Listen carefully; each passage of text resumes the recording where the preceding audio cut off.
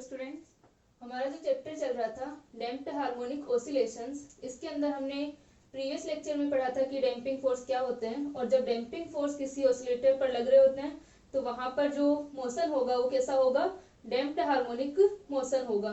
तो previous lecture में हमने एक्स के लिए यानी डिस्प्लेसमेंट के लिए एक्सप्रेशन याद कर लिया था और वो हमारा क्या आया था, a इक्वल टू ई की पावर माइनस का r plus root of R square minus omega naught square into T plus का बी ई की पावर माइनस का R minus R square root of R square minus omega naught square into T. ये हमारा expression आया था displacement के लिए।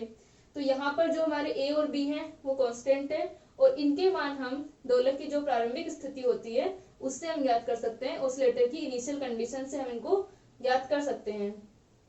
तो आज के लेक्चर में हम लोग पढ़ेंगे कि हमारा जो ओमेगा नोट और आर के मान है, ओमेगा नोट और आर के मान के आधार पर हमारे पास में तीन केसेस आते हैं। उन केसेस के अंदर हमारे जो केसेस होंगे, एक तो आता है अंडर डैम्प्ड केस होगा, न्यून अवमंदन स्थिति होगी, एक हमारे पास में स्थिति आती है, कंडीशन आती है क्रिटिकल डैम्पिंग की, और एक हमारे पास में आती है ओवर डैम्पिंग की, जिनको हमने नॉर्मली डिफाइन किया था प्रीवियस लेक्चर में थोड़ा सा। अब हम बात करते हैं कि अंडर डैम्प्ड केस क्या होता है। तो सबसे पहले जो हमारा अंडर डैम्प्ड केस होगा, इसके अंदर आर का जो मान है वो लेस देन ओमेगा नोट होगा, यानी जो हमारा डैम्पिंग फोर्स है, जो डैम्पिंग फोर्स यहाँ पर कार्य कर रहा है उस डैम्पिंग फोर्स का मान क्या होगा, इतना कम है कि R is less than omega naught रहेगा। तो यहाँ हम लिख सकते हैं जब अवमंदन बल का मान अवमंदन बल का मान इतना कम है कि आर लेस देन क्या है, ओमेगा नोट है, R is less than omega naught है। अतः जो हमारी root of R square minus omega naught square का मान है, इसको हम क्या लिख सकते हैं, रूट ऑफ आर स्क्वायर, और इसे हम क्या कहेंगे, इतना कम है कि R is less than omega naught. यह स्थिति क्या कहलाती है, अंडर डैम्प्ड केस कहलाएगा, अंडर डैम्पिंग कंडीशन हमारी कहलाती है। यह स्थिति न्यून अवमंदन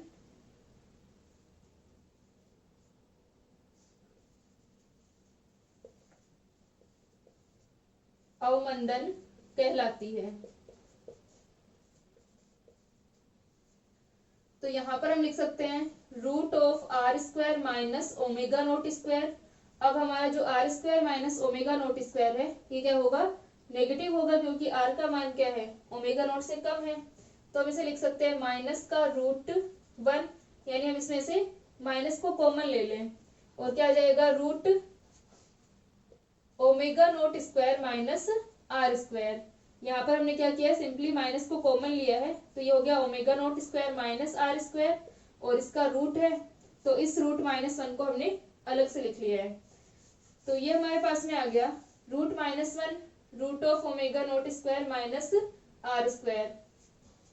अब जो हमारा रूट -1 है ये हमको पता है क्या होता है, आयोटा होता है, और इस वैल्यू को हम लिख रहे हैं ओमेगा, जहां क्योंकि अब जो एंगुलर फ्रीक्वेंसी होगी इस ऑसिलेटर की वो ओमेगा नोट नहीं होगी, क्योंकि इस डैम्पिंग फोर्स के कारण अब यहाँ पर क्या होगा, ओमेगा होगा, जहां पर हमारा ओमेगा क्या है, ओमेगा इक्वल टू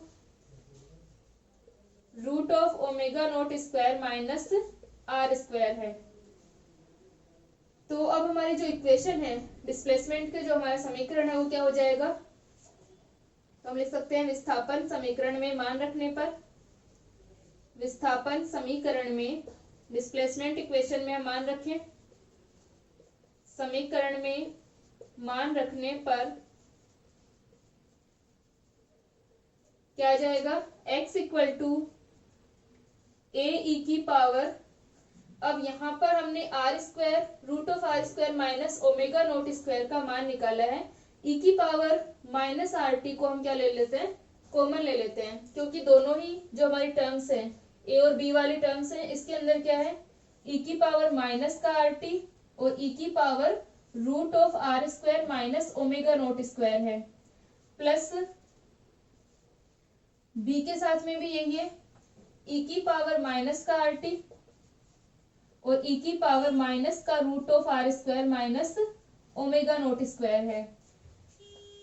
जब हमारे पास में माइनस का आर प्लस ये ऐसे लिखा हुआ है, इसको हम इस प्रकार लिख सकते हैं, क्योंकि अगर हम इसे कंबाइन करके लिखेंगे तो क्या हो जाएंगी, पावर ऐड हो जाएंगी, क्योंकि बेस क्या है, सेम है। तो यहाँ से हम देख सकते हैं कि ये हमारा प्लस का root of R square minus omega naught square है, ये हमारा माइनस का root of R square minus omega naught square है। लेकिन ई की पावर माइनस आर टी इसमें भी सेम है और इसमें भी सेम है, तो दोनों में से हम कॉमन ले सकते हैं। तो ई की पावर माइनस आर टी को हम कॉमन ले लेंगे, बाहर लिख लेंगे, तो ये बन जाएगा ई की पावर माइनस का आर टी, अंदर क्या बचा, इसकी वैल्यू हम आयोटा ओमेगा रख दे, तो ये आ जाएगा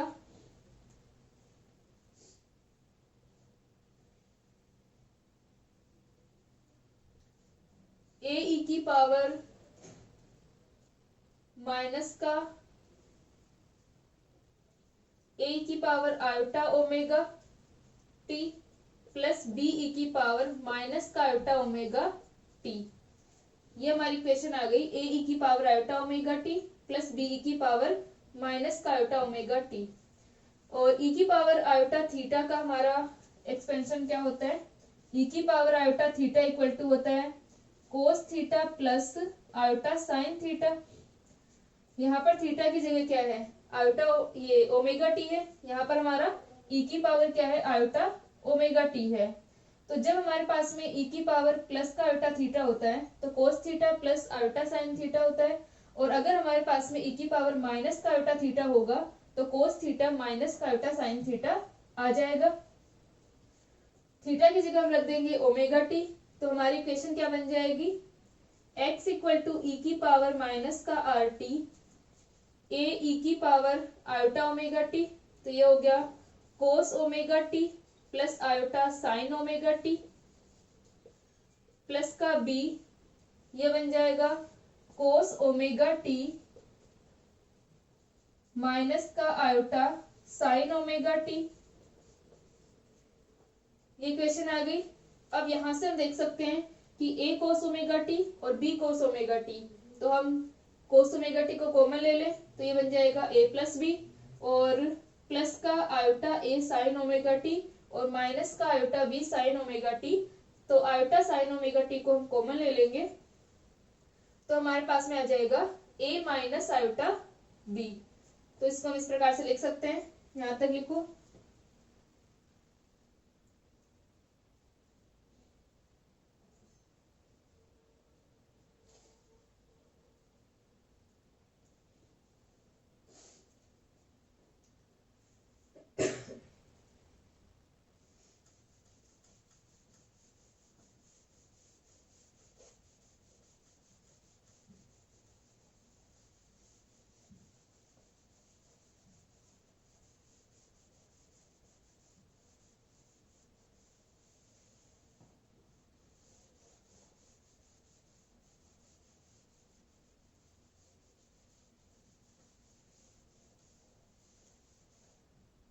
तो यहाँ पर हमारी इक्वेशन आ जाएगी x इक्वल टू ई की पावर माइनस का आर टी, यह आ जाएगा a plus B cos omega T plus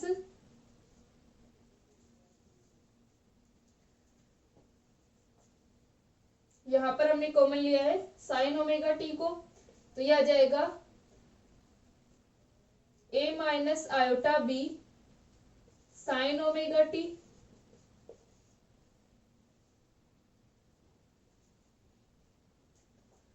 और जो हमारी x है वो क्या है, एक रियल वैल्यू है, तो हमारे जो इस साइड की जो वैल्यू आएंगी वो भी क्या होंगी, रियल ही होंगी, वास्तविक होंगी।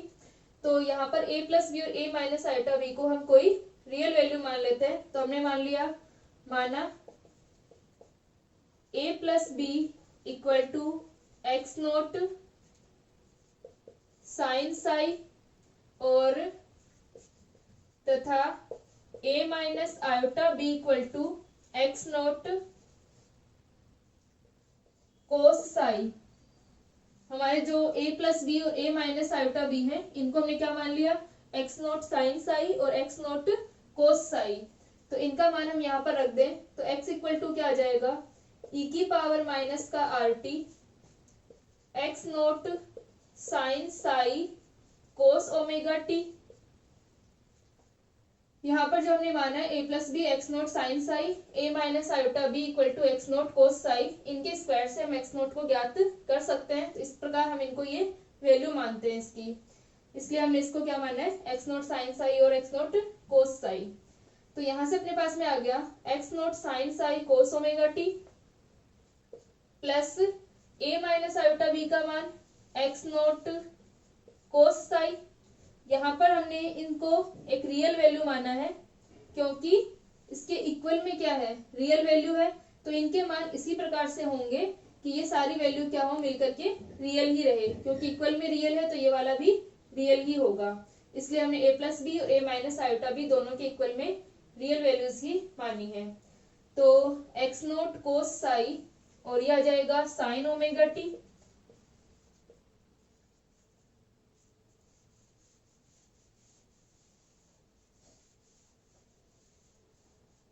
तो x इक्वल टू ई की पावर माइनस का आर टी और x नोट को हम बाहर ले लें तो ये क्या बन गया, sine psi cos omega T plus का cos psi sine omega T.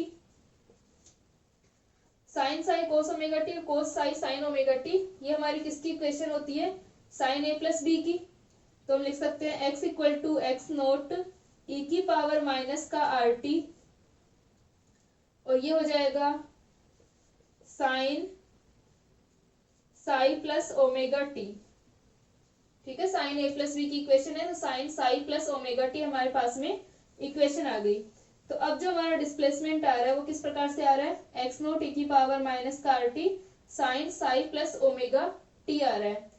तो यहाँ पर हम देख सकते हैं कि हमारी साइन की टर्म मौजूद है, इसका मतलब जब न्यून अवमंदन होगा, अंडर डैम्पिंग हमारी कंडीशन है, इस कंडीशन के अंदर क्या होंगे, ओसिलेशन होंगे, क्योंकि यहाँ पर साइन किसको शो कर रहा है, ओसिलेटरी मोशन को, यानी यहाँ पर दोलन होंगे। लेकिन ये दोलन किस प्रकार होंगे कि इनका जो एम्पलीट्यूड है वो टाइम के रिस्पेक्ट में क्या हो रहा है, ई की पावर माइनस आर टी का फैक्टर आ रहा है। इसका मतलब जो एम्पलीट्यूड है वो क्या हो जाएगा, टाइम के रिस्पेक्ट में डिक्रीज होगा। ठीक है, यहाँ पर e की पावर माइनस आर टी, तो टाइम के साथ में एक्सपोनेंशियली डिक्रीज होगा, चर घातांकी रूप से क्षय होगा। और टाइम पीरियड क्या होगा अब,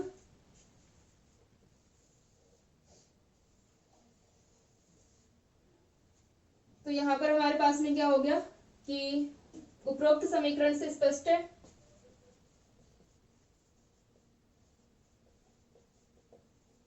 उपरोक्त समीकरण से स्पष्ट है कि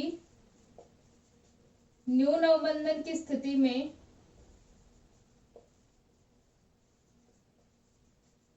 स्थिति में दोलन होंगे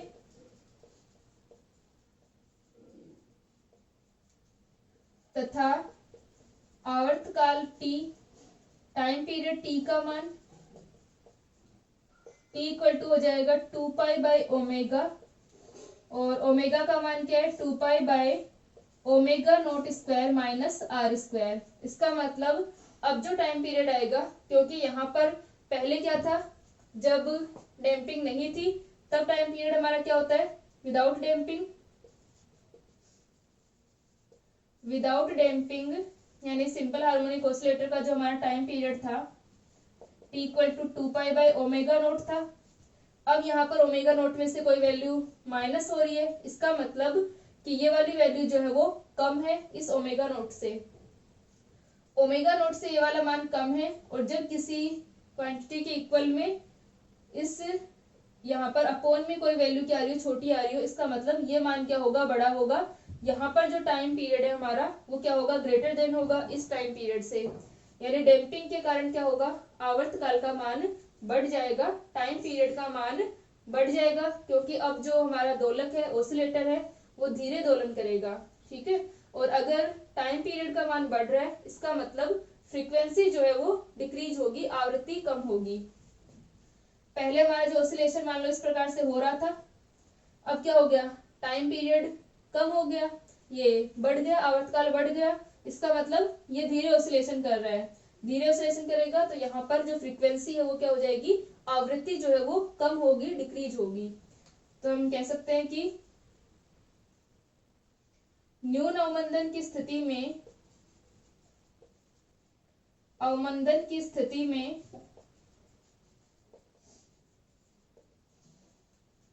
टाइम पीरियड का मान बढ़ेगा, आवर्तकाल का मान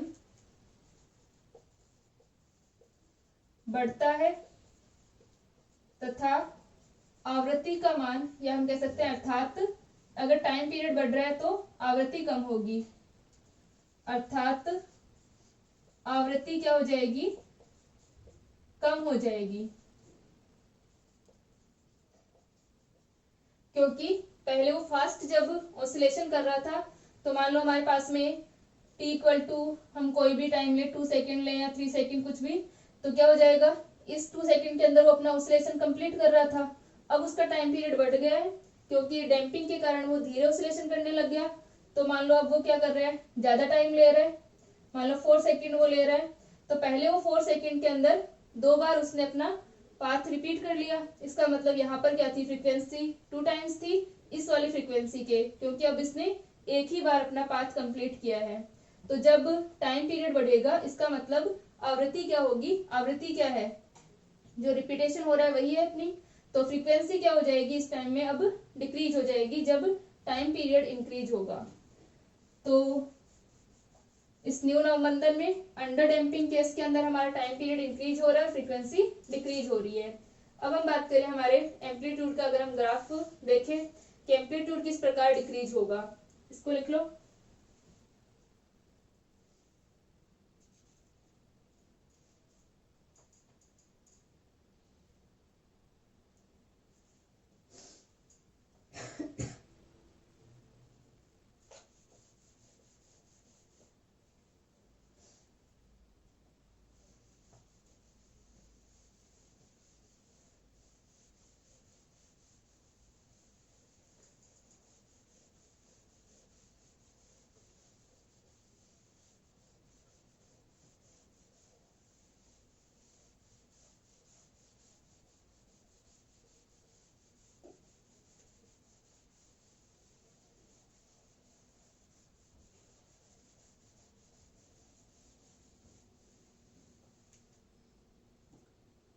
तो एम्पलीट्यूड की अगर हम बात करें,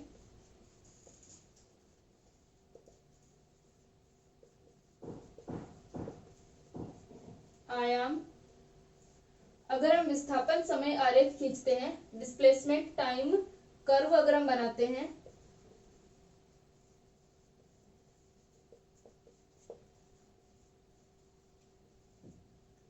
तो डिस्प्लेसमेंट टाइम कर्व जो होगा हमारा किस प्रकार होगा, यानी विस्थापन और समय के मध्य हम क्या बना रहे हैं, आरेख बना रहे हैं। तो ये हमारा क्या हो जाएगा, डिस्प्लेसमेंट एक्सिस, और ये हमारे पास में क्या है, टाइम है। तो जो एम्पलीट्यूड होंगे अब वो क्या हो जाएंगे, टाइम के रिस्पेक्ट में डिक्रीज होंगे, क्योंकि इस डैम्पिंग फोर्स के कारण क्या आएगा कि जो ऑसिलेशंस है वो कम होंगे।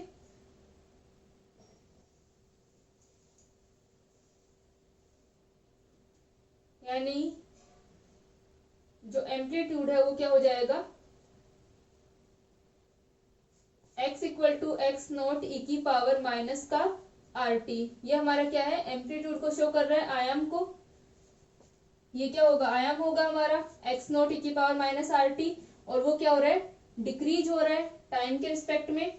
किस तरह से डिक्रीज होगा, एक्सपोनेंशियली डिक्रीज होगा, चरघातांकी क्षय होगा। यानी जो हमारा सिंपल, ये जो हमारा हार्मोनिक मोशन हो रहा है यहाँ पर, डैम्पिंग मोशन, तो ये जो ऑसिलेशंस हैं वो क्या होंगे, धीरे धीरे पहले यहाँ तक गए, इतना एम्पलीट्यूड था, फिर ये धीरे धीरे सिर्फ यहाँ तक जाएगा, फिर यहाँ तक, इस तरह से क्या हो जाएगा, फिर ये स्थिर हो जाएगा। तो ये जो एम्पलीट्यूड आ रहा है वो धीरे धीरे धीरे धीरे डिक्रीज होता हुआ होगा, और डिक्रीज किस प्रकार से होगा, एक्सपोनेंशियली डिक्रीज होगा, चरघातांकी क्षय होगा। तो हमारा एम्पलीट्यूड का मान हम कैसे निकाल सकते हैं, a equal to x naught upon E.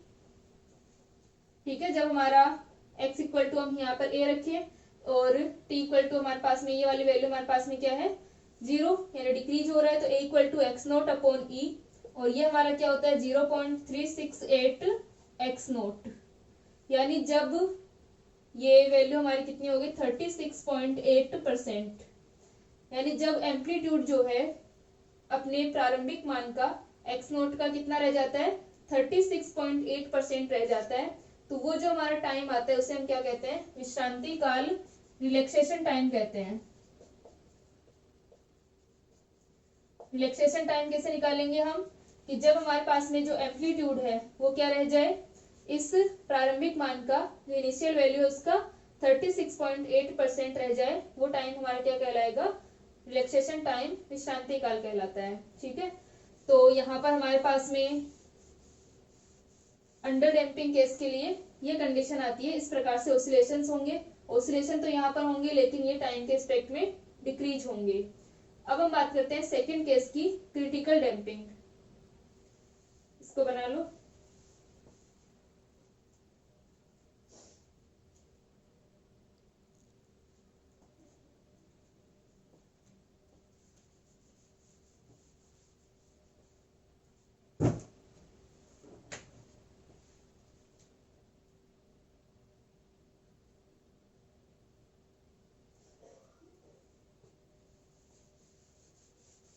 Second case हमारा क्रांतिक अवमंदन, क्रिटिकल डैम्पिंग।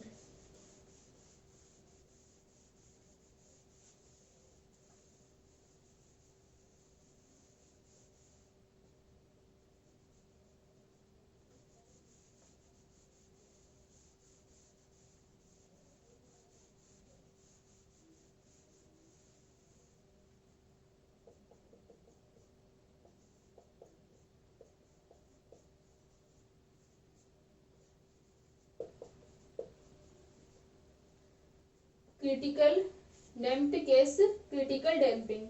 क्रिटिकल डैम्पिंग कब होती है, जब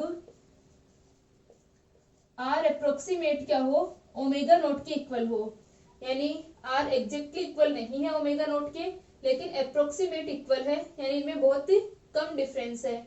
आर और ओमेगा नोट के अंदर बहुत कम डिफरेंस है, लेकिन यहाँ पर कुछ ना कुछ डिफरेंस है, यानी हम मान सकते हैं कि 0.00 इस वैल्यू में क्या है, इसके अंदर डिफरेंस है। तो उस स्मॉल वैल्यू को हम क्या डिफाइन कर रहे हैं, यहाँ पर h से हम डिफाइन कर रहे हैं, तो हम लिख सकते हैं रूट ऑफ, माना रूट ऑफ आर स्क्वायर, या इसके लिए लिख लो कि जब आर अप्रोक्सीमेट ओमेगा नोट हो तो यह स्थिति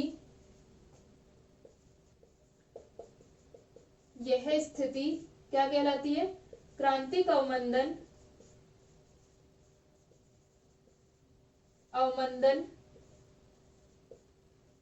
क्रिटिकल डैम्पिंग कहलाती है। तो हम मान लेते हैं कि इनका जो डिफरेंस है वो बहुत ही कम है, तो माना h equal to root of R square minus omega naught square equal to h, बहुत ही कम मान होगा।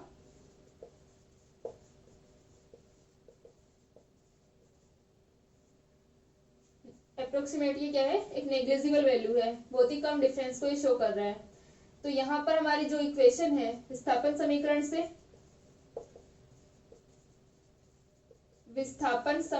से ये क्या आ जाएगा, x equal to a e की पावर, इस e की पावर माइनस आर टी को हम लोग यहाँ पर भी कॉमन ले लेते हैं, जैसे हमने उसके लिए लिया था अंडर डैम्पिंग केस के लिए।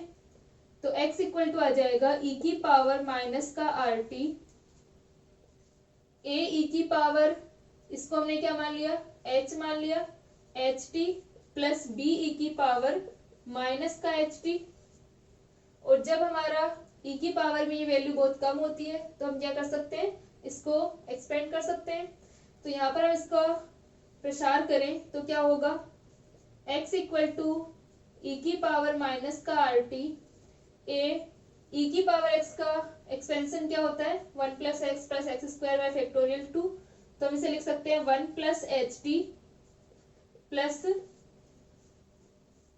प्लस बी, और ये हो जाएगा 1 माइनस एच टी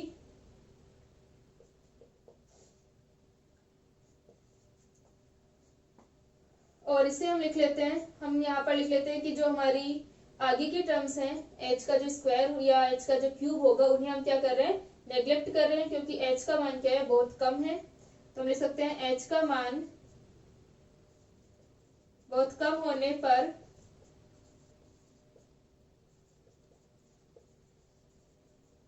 उच्च घातों की उपेक्षा कर सकते हैं।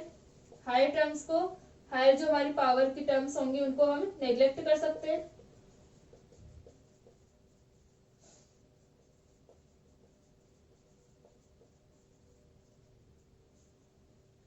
तो हमारी इक्वेशन बन जाएगी x इक्वल टू ई की पावर माइनस का are T A plus B plus, यहाँ पर हम क्या ले लें इसमें से ए एच टी और ये क्या है माइनस का बी एच टी, तो एच टी को कॉमन ले लें तो ए माइनस बी एच टी, ये हमारी इक्वेशन आ गई। तो इसको हम लिख सकते हैं ई की पावर माइनस का R T P plus Q H T, या इसे हम पी प्लस क्यू टी लिख लें। क्यू को हमने क्या मान लिया पी इक्वल टू हमारा ए प्लस बी है और क्यू इक्वल टू हमारा क्या है ए माइनस बी इंटू एच है। तो ये हमारे पास में अब इक्वेशन आ रही है डिस्प्लेसमेंट की। तो इस इक्वेशन से हम देख सकते हैं कि यहाँ पर हमारा साइन की टर्म नहीं है, इसका मतलब कि ये क्या शो कर रहा है कि यहाँ पर ऑसिलेशन नहीं होंगे, क्योंकि साइन की टर्म नहीं है तो ऑसिलेटरी मोशन नहीं होगा, दोलनी गति नहीं होगी। तो जब हमारे क्रिटिकल डैम्पिंग की कंडीशन आती है तो मोशन किस प्रकार का होगा वो हम डिफाइन कर सकते हैं किससे, एक्स टी कर्व से, डिस्प्लेसमेंट टाइम कर्व समय विस्थापन आरेख से। इसको लिखो फिर हम इसका कर्व बनाते हैं।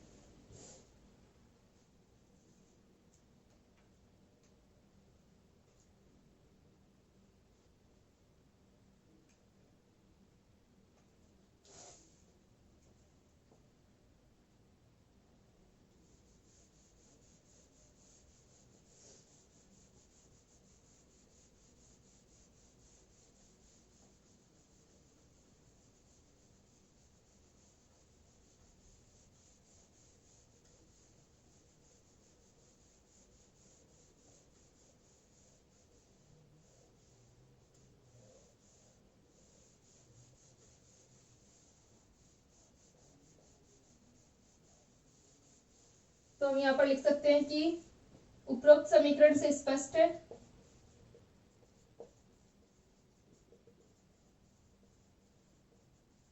है कि t के लघु मानों के लिए, यानी जब t का मान बहुत कम है तो यहां से हमारे पास में क्या होगा इस x का मान बढ़ेगा एक बार, तो फिर e की पावर माइनस का rt होने के कारण जब t का मान बढ़ने लगता है तो इस फैक्टर के कारण क्या हो जाएगा ये जो विस्थापन हो क्या हो जाएगा एकदम कम हो जाएगा और शून्य हो जाएगा। स्पष्ट है कि t के लघु मानों के लिए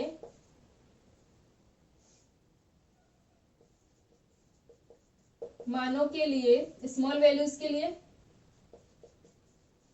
x का मान बढ़ता है, फिर t के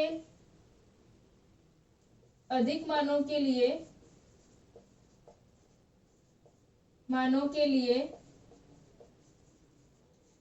x का मान शून्य हो जाता है, एकदम से क्या हो जाएगा शून्य हो जाता है, तथा गति कैसी होगी अदोलनी होगी,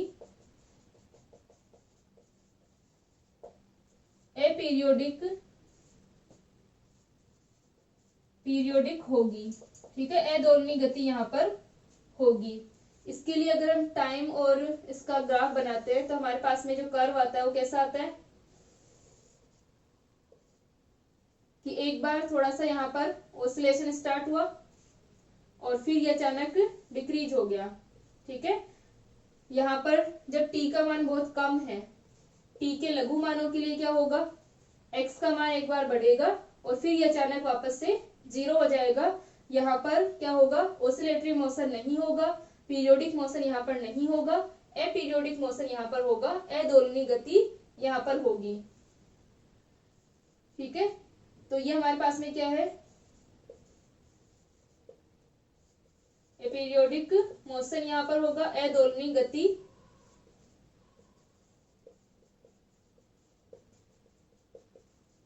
यानी यहाँ पर जो हमारा ऑसिलेटर वो क्या करेगा, दोलन नहीं करेगा। जब मान लो अगर हमने उसको डिस्प्लेस करके छोड़ा तो एक बार वो थोड़ा डिस्प्लेस हुआ और फिर अचानक वो क्या हो जाएगा, वापस से 0 पर आ जाएगा, यानी वो नेगेटिव की तरफ यहाँ नहीं जाएगा, वो वापस उसका डिस्प्लेसमेंट जो है वो 0 हो गया। तो एक बार यहाँ पर उसका डिस्प्लेसमेंट हुआ, ऑसिलेशन यहाँ पर स्टार्ट हुआ, फिर वापस से डिक्रीज हो गया, नेगेटिव यानी इस साइड वो गया ही नहीं। तो हमारा ऑसिलेशन, ये जो हमारी एक्सिस इस प्रकार आती है पॉजिटिव नेगेटिव वाली, यानी वो एक बार इस तरफ जाता है, फिर वापस आता है, फिर इस तरफ जाता है। तो हमारा इस तरह से कर्व हमारा बनता है ऑसिलेशन के लिए। अब यहाँ पर क्या हुआ, उसको डिस्प्लेस किया और वापस से क्या हो गया, उसका डिस्प्लेसमेंट 0 हो गया। तो इस प्रकार से हमारा कर्व आ जाएगा क्रिटिकल कंडीशन के अंदर। ये क्या है, क्रांतिक अवमंदन, r is less than omega note, r is approximate omega naught है। अब नेक्स्ट कंडीशन हमारी क्या है, ओवर डैम्प्ड केस। यहाँ पर हमारा क्या रहेगा, ओवर डैम्प्ड केस के अंदर r का मान ग्रेटर देन होगा ओमेगा नोट से, अति अवमंदन की स्थिति होगी।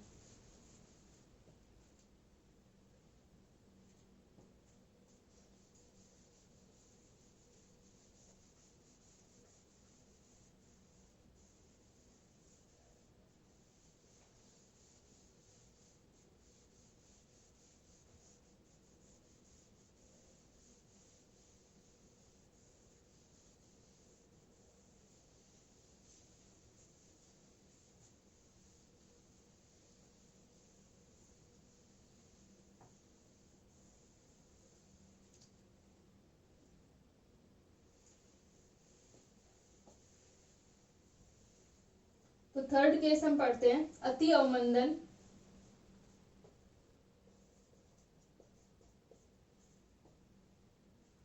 ओवर डैम्प्ड केस, जब r is greater than omega note हो, यानी जो हमारा डैम्पिंग फोर्स है वो इतना है कि r क्या है, ग्रेटर देन ओमेगा नोट है। तो यह स्थिति, यह कंडीशन क्या कहलाती है, अति अवमंदन की स्थिति कहलाती है, ओवर डैम्प्ड केस कहलाती है। यह स्थिति अति अवमंदन स्थिति कहलाती है। तो यहाँ पर हमने माना root of r square minus का omega naught square equal to gamma.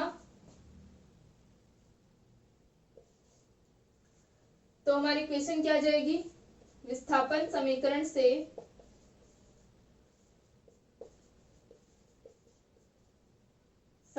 से x इक्वल टू e की पावर माइनस का RT, और यह हो जाएगा a e की पावर, यहाँ पर r को हम इस तरह से लिख देते हैं, RT a e की power gamma t plus b e की पावर माइनस का गामा t।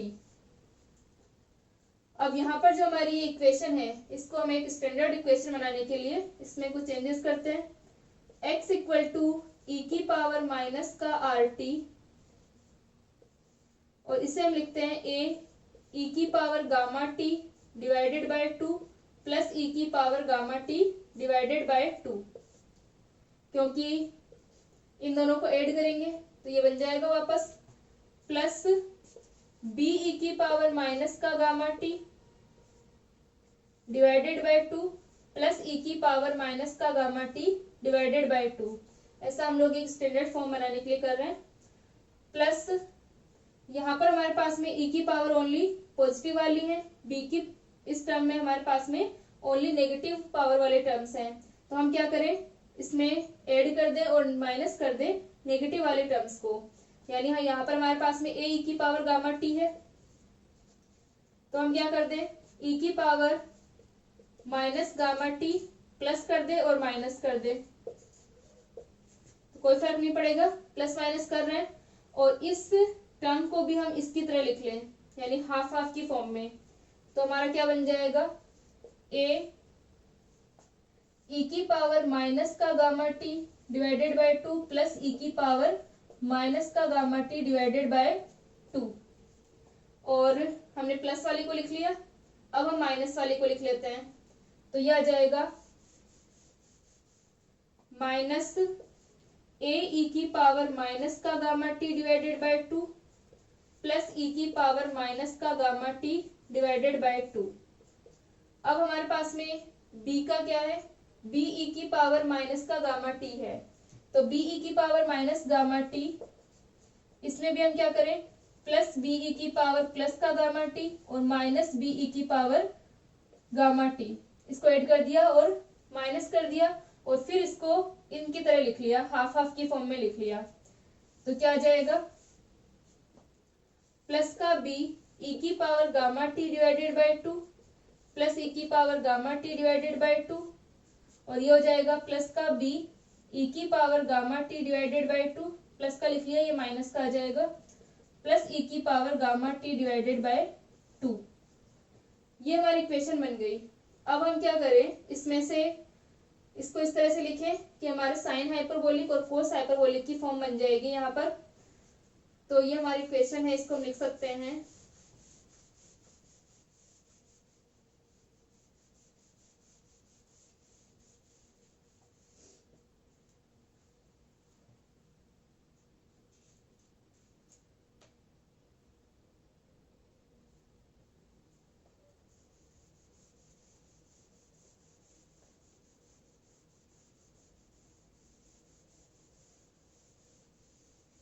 यहाँ पर जो हमारा गामा है वो एक पॉजिटिव वैल्यू है, क्योंकि root of R square minus omega naught square क्या रहेगा, पॉजिटिव रहेगा। तो उस पॉजिटिव वैल्यू को हमने क्या मान लिया, गामा मान लिया।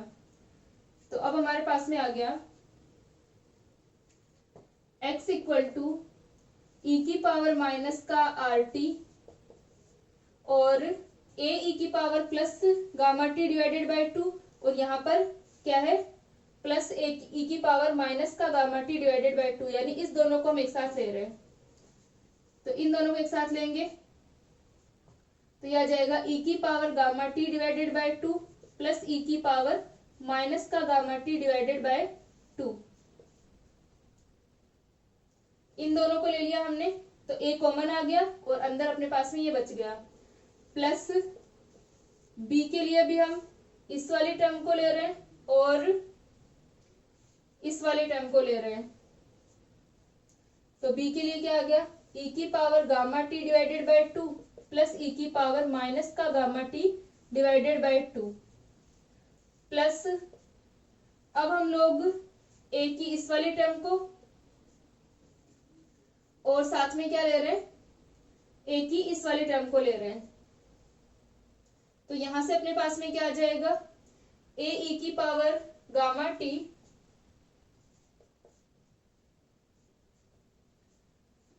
ये अपना क्या हो जाएगा, माइनस में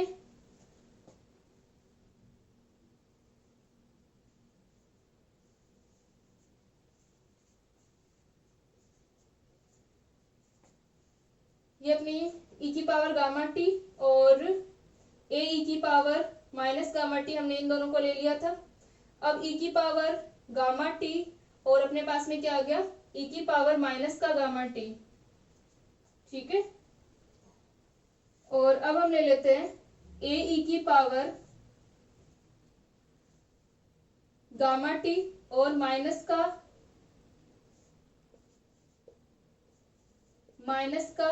e की power minus gamma T divided by 2, ठीक है। यहाँ पर अपने पास में क्या आ जाएगा, e की power gamma T divided by 2 और माइनस e की पावर माइनस का गामा टी डिवाइडेड बाय 2। फिर हम ले लेते हैं प्लस बी ई की पावर प्लस का गामा टी डिवाइडेड बाय 2 और माइनस ई की पावर माइनस का गामा टी डिवाइडेड बाय 2। तो यहाँ पर अपने पास में आ जाएगा ई की पावर माइनस का gamma T divided by 2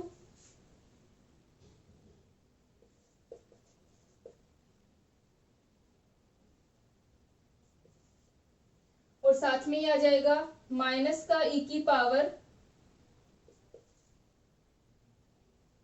plus का गामा टी डिवाइडेड बाय 2।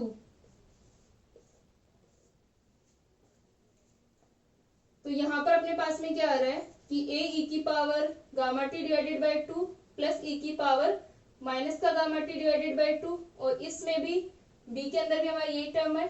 ठीक है, तो इस वाली टर्म को हमने लिख लिया और इस वाली को और इस वाली को हमने साथ में लिख लिया और इस वाली को और इस वाली को हम साथ में लिख लिया। तब हमारे पास में क्या बना, ये वाली टर्म आ गई।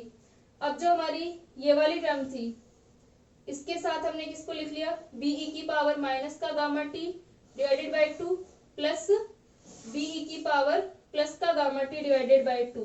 ये हमारे साथ में आ गई। अब जो हमारी ई की पावर माइनस का गामा टी डिवाइडेड बाय 2 और एक बार हमारी आ गई माइनस बी वाली टर्म आ गई। ठीक है, अब हमारे पास में कौन सी बच गई, ई की पावर माइनस का गामा टी डिवाइडेड बाय 2 और माइनस का ई की power minus gamma T divided by 2। ठीक है, तो ये हमारा आ जाएगा ए ई की पावर माइनस का गामा टी डिवाइडेड बाय 2 और साथ में अपनी आ जाएगी बी वाली टर्म आ जाएगी बी ई की power gamma T divided by 2 और माइनस बी ई की power gamma T divided by 2। ठीक है, तो इनको हम एक बार इस तरह से लिख लेते हैं।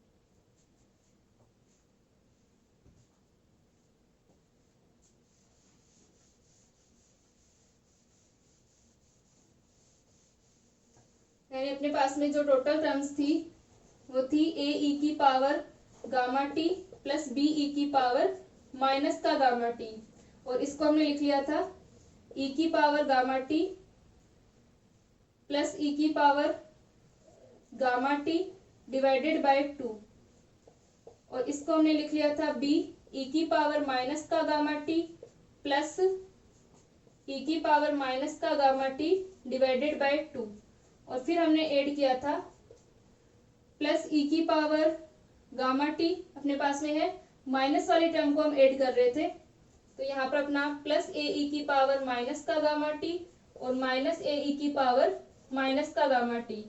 तो ये अपना आ गया प्लस ए ई की पावर माइनस का गामा टी और प्लस ई की power minus gamma T divided by 2 और माइनस का ए ई की पावर माइनस का गामा टी और प्लस ई की power minus gamma T divided by 2। फिर अपने पास में बी के लिए था तो यह आ जाएगा बी ई की पावर प्लस का गामा टी और प्लस ई की power gamma T divided by 2 और माइनस का बी ई की पावर गामा टी प्लस ई की power gamma T divided by 2। ये हमारी टर्म्स थी। तो इसके अंदर हमें ई की power gamma T divided by 2 plus ई की पावर माइनस का गामा टी डिवाइडेड बाय 2 ये वाली टर्म चाहिए क्योंकि हमारा कोस हाइपरबोलिक की फॉर्म क्या होती है, कोस हाइपर गामा टी जो हमारा होगा वो क्या हो जाएगा ई की पावर गामा टी प्लस ई की पावर माइनस का गामा टी डिवाइडेड बाय 2 होगा। तो यहां से अपने पास में आ जाएगा ई की पावर गामा टी और ई की पावर माइनस गामा टी हमको क्या लेना है, कॉमन लेना है ए के लिए। तो ई की power gamma T divided by 2 एक वैल्यू को हम ले लेंगे ई की power gamma T divided by 2 और साथ में हम ले लेंगे ई की पावर माइनस का गामा टी डिवाइडेड बाय 2।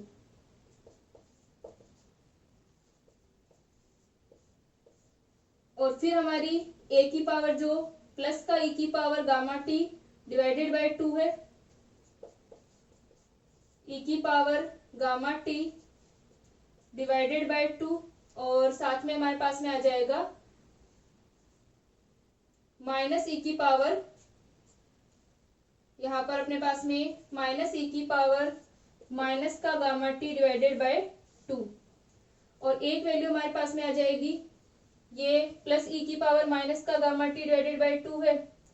ये दोनों वैल्यूज हमारी होगी इसके साथ में ये वाली टर्म और साथ में हमारी ये वाली टर्म, और इस वाली टर्म के साथ में भी हम इस वाली टर्म को ले लेंगे। अब जो हमारी पॉजिटिव वाली है यहाँ पर अपने पास में क्या आ जाएगा ई की पावर गामा टी और ई की पावर माइनस का गामा टी डिवाइडेड बाय 2 और अपने पास में ई की पावर माइनस का गामा टी डिवाइडेड बाय 2। तो यहाँ से एक हमारी आ जाएगी ई की पावर पॉजिटिव वाली है डिवाइडेड बाय 2 और एक साथ में आ जाएगा प्लस ई की पावर माइनस का गामा टी डिवाइडेड बाय 2। यानी इसमें से हम क्या ले सकते हैं ई की power gamma T divided by 2 को प्लस ई की पावर माइनस का गामा टी डिवाइडेड बाय 2 हम कॉमन ले सकते हैं। ठीक है, तो यहाँ से हमारी ये टर्म आ जाएगी ई की power gamma T divided by 2 plus ई की पावर माइनस का गामा टी डिवाइडेड बाय 2।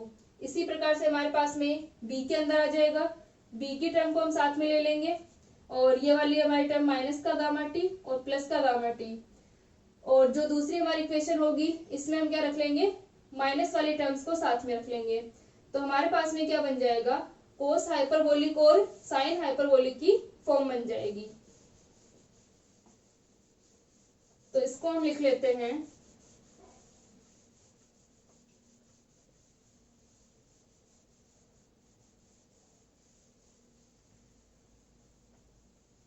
तो इन दोनों में से अपने पास में कॉमन आ गया x इक्वल टू ई की पावर माइनस का आर टी, इसमें से हमारे पास में a प्लस बी और e की power gamma T plus e की पावर माइनस का gamma T divided by 2।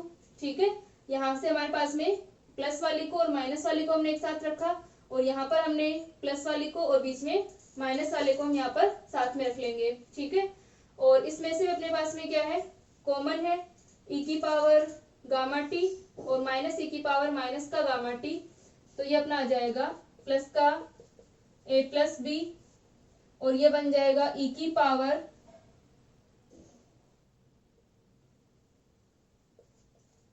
Gamma T minus ई की पावर माइनस का गामा टी, तो हम यहाँ पर माइनस को कॉमन ले लेते हैं, माइनस का गामा टी डिवाइडेड बाय 2। तो ये हमारे किसकी फॉर्म बन गई x इक्वल टू ई की पावर माइनस का गामा टी, ये हमारे पास में फॉर्म बन जाएगी कोस हाइपरबोलिक गामा टी और ये हमारी फॉर्म बन जाएगी a प्लस बी, ये आ जाएगी साइन हाइपरबोलिक गामा टी। यानी हमारे पास में कोस हाइपरबोलिक की और साइन हाइपरबोलिक की यहाँ पर फॉर्म आ जाएगी, और जो हमारे a प्लस बी और a माइनस बी है इनको हम क्या मान लेते हैं x इक्वल टू यहाँ पर a plus B equal to x naught sine psi या फाई, और इसको मान लेते हैं a माइनस बी को यहाँ पर अपनी माइनस वाली टर्म आएगी। ठीक है, क्योंकि अपन इसको माइनस में लिख रहे थे, तो ये अपने पास में आ जाएगा एक्स नोट कोस फाई। तो इस इक्वेशन को हम लिख सकते हैं, यहाँ पर इसको देख लेना, इसके अंदर यहाँ पर अपने पास में माइनस की टर्म आएगी, तो x इक्वल टू ई की पावर माइनस का गामा टी और ये बन जाएगा एक्स नोट साइन फाई और cos hyperbolic gamma T plus ये हमारे पास में आ जाएगा एक्स नोट कोस फाई और ये आ जाएगा साइन हाइपरबोलिक गामा टी। तो यहाँ से हम इसको लिख सकते हैं x इक्वल टू ई की पावर माइनस का R T sine phi plus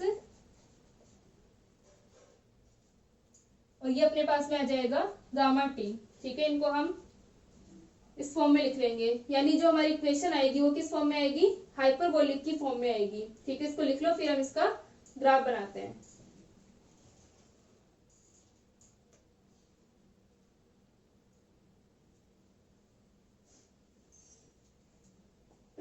ये अपना कोस हाइपरबोलिक और साइन हाइपरबोलिक फाई है।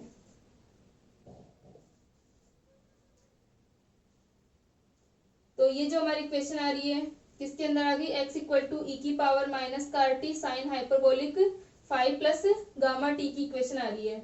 इसका मतलब जो हमारी इक्वेशन होगी वो हाइपरबोलिक की फॉर्म में है। यहाँ पर क्या होगा, ऑसिलेटरी मोशन नहीं होगा। कैसा मोशन होगा, ये भी अदोलनी गति होगी। यहाँ पर ऑसिलेशन स्टार्ट ही नहीं होंगे, यानी जो हमारा डैम्पिंग फोर्स है वो इतना ज्यादा है कि यहाँ पर ऑसिलेटरी मोशन स्टार्ट ही नहीं होगा।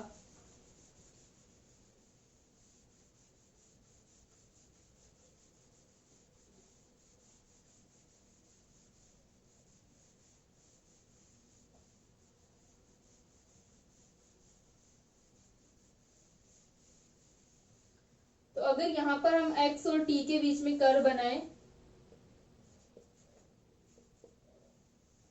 तो जो कर्व आता है वो इस प्रकार आता है, यानी ये क्या हो जाएगा, डिक्रीज हो जाएगा। डिस्प्लेसमेंट जो है वो यहाँ पर e की पावर माइनस कार टी है और साथ में हमारा साइन हाइपरबोलिक की फॉर्म है।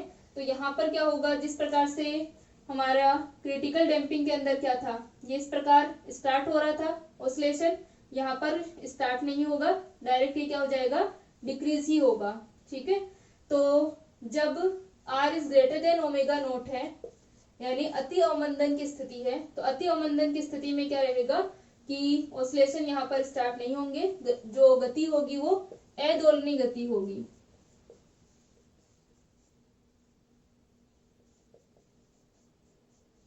तो यहाँ से जो हमारे तीनों कर्व आते हैं और ये क्या हो जाएगा, जल्दी से डिक्रीज हो जाएगा, यानी जो हमारा पेंडुलम है अगर उसे डिस्प्लेस किया जाए तो वो क्या होगा, एक पीरियोडिक मोशन के अकॉर्डिंग डिक्रीज नहीं होगा, यानी वो अदोलनी गति करेगा, यहाँ पर दोलन नहीं होंगे r is greater than omega note होने पर। तो हमारे पास में जो तीनों हमारे केसेस थे, ये हमारा r is greater than omega note का है। r अप्रोक्सीमेट ओमेगा नोट के लिए हमारे पास में इस तरह से आता है कर्व, स्टार्टिंग में डिस्प्लेसमेंट बढ़ता है फिर डिक्रीज होता है, और ये हमारा था r अप्रोक्सीमेट ओमेगा नोट के लिए, यहाँ पर डिस्प्लेसमेंट इंक्रीज नहीं होगा, डायरेक्ट डिक्रीज ही होगा। और थर्ड जो हमारा फर्स्ट जो हमारा केस था उसके अंदर ऑसिलेशन क्या होंगे, डिक्रीज होते हुए होते हैं। तो ये इस प्रकार से एक्सपोनेंशियली डिक्रीज होते हैं। तो ये हमारे तीनों केसेज आते हैं, डैम्पिंग केसेज जो हैं जब हमारे डैम्पिंग फोर्स कार्य करते हैं। नेक्स्ट लेक्चर में हम इनको कंटिन्यू करते हैं।